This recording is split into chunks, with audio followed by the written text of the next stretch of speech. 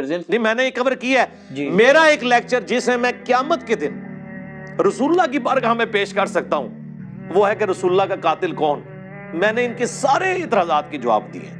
یہ کہتے ہیں حضور کو زہر دیا انہوں نے حدیث لدود کے ذریعے. وہ حضور کے منہ میں دوائی ٹپکا رہے تھے, انہوں نے کہا زہر ٹپکا دیا. اس کے آگے اس کا جواب موجود ہے. حضور علیہ السلام وہ صحابہ کہتے ہیں ہم نے حضور کے منہ میں دوائی ڈالی جان بوجھ کے. حضور اللہ کہتے رہے نہ ڈالو, لیکن ہم نے یہ گمان کیا کہ مریض جو ہے نا وہ دوائی کو ناپسند کرتا ہے اور اس وقت نبی علیہ السلام کی تکلیف ہے اور وہ تو چاہتے تھے کہ حضور کی تکلیف دور ہو. آپ اپنے چھوٹے بچے کو ٹیکا نہیں لگواتے, ٹھیک ہے, وہ لاکھ کہتا رہے لیکن آپ سے اس کی حالت نہیں دیکھی جا رہی.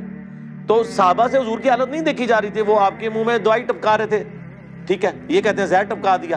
اس کے آگے موجود ہے بخاری میں, پھر حضور کو افاقہ جب ہوا تو آپ نے کہا کہ وہ دوائی لے کے آؤ. وہ دوائی لائی گئی. آپ نے فرمایا میں نے تمہیں منع کیا تھا, یعنی حضور کہہ رہے تھے کہ میں اس حالت میں بھی قابل اتباع ہوں. حنفی تو کہتے ہیں حضور بوڑھے ہو گئے تھے تو اتباع کے قابل نہیں رہے کیونکہ جلسہ استراحت کرتے تھے. جلسہ استراحت تو حضور سکھایا کرتے تھے. حضور کبھی بھی ایسی حالت میں نہیں رہے کہ آپ قابل اتباع نہیں ہوں. آپ فرما دیتے تھے اگر کوئی کریٹیکل سچویشن آتی تھی تو آپ کہہ دیتے تھے کہ یہ خاص میرے لیے ہے. جیسے بخاری مسلم حدیث ہے کہ میں بیٹھ کے بھی نماز پڑھوں اللہ مجھے پورا ثواب دیتا ہے لیکن تمہیں آدھا ملے گا, وہ آپ کلیئر کر دیتے تھے. اب اس حالت میں نبی علیہ السلام نے کہا وہ دوائی منگوائی گئی. آپ نے سارے صحابہ کے منہ میں ٹپکوائی سوائے حضرت عباس کے, کیونکہ وہ اس میں شامل نہیں تھے. تو سرکار اگر وہ زہر تھا تو سارے مار کیوں نہیں گئے؟ اور دوسرا اس دوائی کے بعد تو حضور صحتیاب ہوئے ہیں.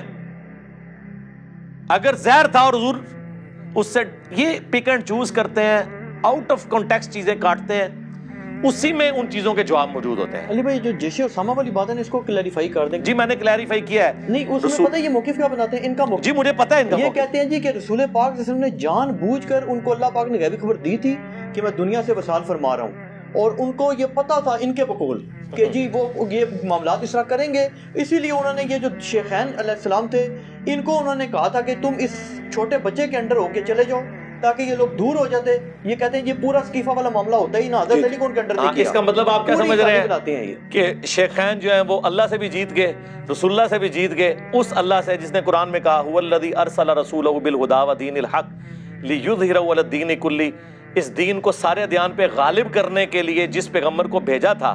قرآن میں 3 جگہ یہ آیت آئی, اللہ تعالیٰ ناکام ہو گیا نعوذ باللہ. اور یہ دین غالب ہوا ہے کہ نہیں مجھے یہ بتائیں. پہلے تو یہ مانے یہ قرآن نے کہا تھا میں غالب کروں گا, کیا ہے نا. تو غالب رسول اللہ کے دور میں ہوا ہے, خلفائے راشدین کے دور میں ہوا ہے. رسول اللہ کے دور میں تو صرف مکے مدینہ اور حجاز کی سرزمین تک تھا. رومن اور پرشین امپائر کو خلفائے راشدین کے دور میں گرایا گیا, اور یہ اللہ کی اتنی حکمت ظاہر ہوئی ہے کہ یہ رسول اللہ کا کام آگے لے کے چلے ہیں وہ. اور دوسری بات, بڑے بڑے لیڈرز آئے ہیں وہ اپنی زندگی میں کامیاب ہوئے ہیں. رسول اللہ میں اور باقی لیڈروں میں فرق یہ ہے کہ رسول اللہ دنیا سے چلے گئے, آپ کے ہزاروں ساتھی مرتد بھی ہو گئے, اور یہ وہ ساتھی تھے جو اینڈ پہ صرف آپ کے دبدبے کی وجہ سے مسلمان ہوئے تھے. یہ آپ کے صحبت یافتہ نہیں تھے, یہ ذہن میں رکھیے گا. ان میں سے کسی نے نہیں حضور کو چھوڑا کبھی, وہ حضور کو جینوئنلی پیغمبر مان چکے تھے. باقی لوگوں نے حضور کو قریش کا غلبہ سمجھتے ہوئے ایک بڑے جنگجو کی بیعت کر لی تھی کہ جو سب پہ غالب آ گیا, وہی چھوڑ بھی گئے. اتنے لوگ چھوڑ گئے, چند لوگ باقی رہ گئے, انہوں نے ان کو بھی شکست دی اور رومن اور پرشینز کو بھی شکست دے دی.